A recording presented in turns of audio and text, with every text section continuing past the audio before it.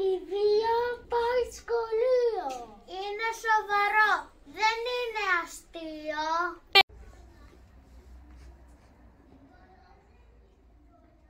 Αν εκπειράξεις άλλο ξανά, θα το φωνάξω πολύ δυνατά. Η Βία δεν πάει σχολείο. Παράτα τη βία και κάνε μια φιλία. Με άλλη μια φωνή. Αν την ακούσει κάσα παιδί. Παράτα τη βία και κάνε μια φιλία. Πάμε να το κάνουμε να ακουστεί.